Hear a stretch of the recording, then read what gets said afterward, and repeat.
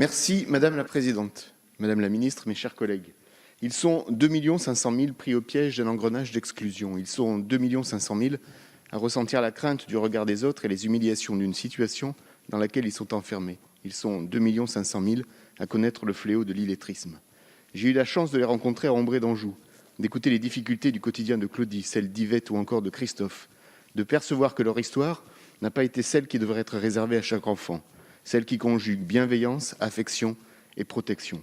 Au-delà des récits froids et sombres de leurs difficultés personnelles, des racines de leurs souffrances, j'ai aussi ressenti la chaleur et la lumière de leurs aspirations, de leur détermination à se séparer de ce fardeau, à reconquérir la connaissance des lettres, la signification des mots et des phrases, à s'ouvrir de nouveaux horizons enrichis par l'écriture et par la lecture.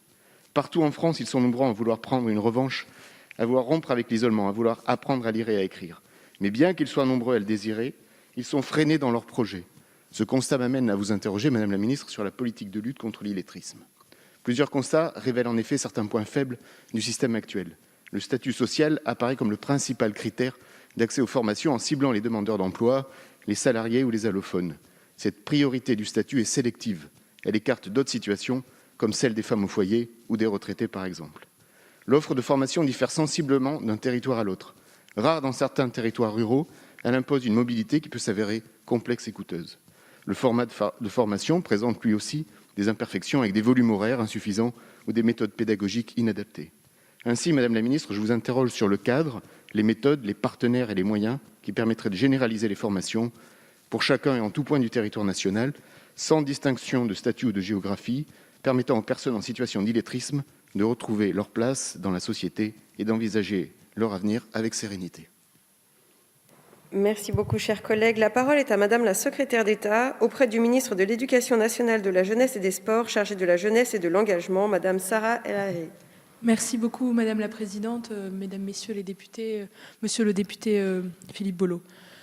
Le gouvernement est pleinement aujourd'hui investi dans cette lutte contre l'illettrisme et la maîtrise de tous des compétences de base, mais parce que c'est nécessaire pour cette société qui pose effectivement, comme vous l'avez exprimé, un regard bienveillant, permettant également l'insertion sociale, culturelle, mais également professionnelle de tous nos citoyens.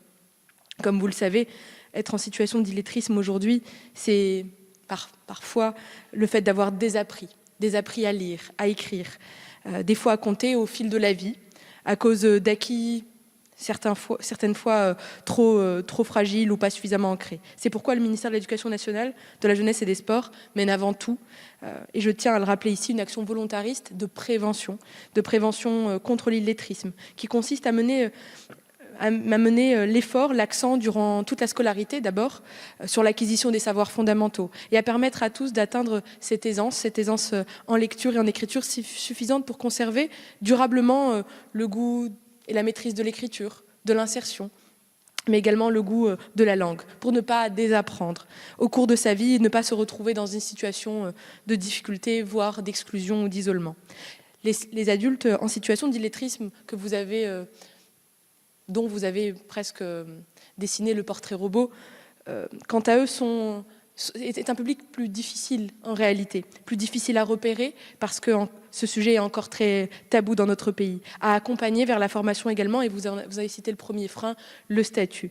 Il demande une prise en charge spécifique et des formations adaptées, très différentes en réalité de celles proposées pour les allophones, par exemple. Il s'agit d'actions qui engagent de nombreux autres ministères, particulièrement celui du travail, de l'emploi ou encore de l'insertion.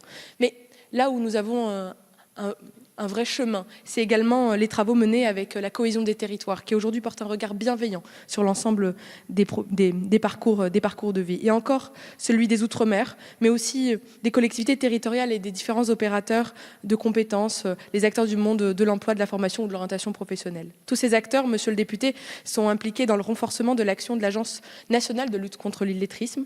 L'existence de cette agence a été pérennisée. C'est une première étape.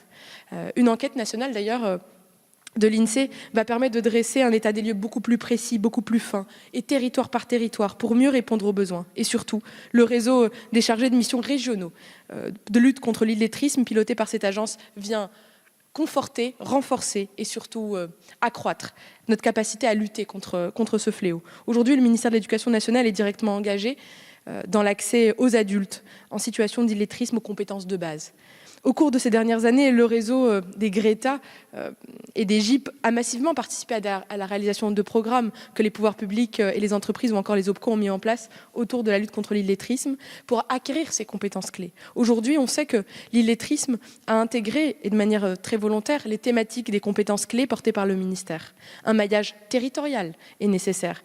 Et ce maillage territorial permet d'avoir des correspondants pour permettre l'acquisition de ces compétences clés, s'articulant entre échelle nationale, régionale et académique, qui permet de développer et de coordonner l'ingénierie des prestations nécessaires pour accompagner chacun dans sa particularité sur son territoire et en fonction de sa situation et non pas de son statut.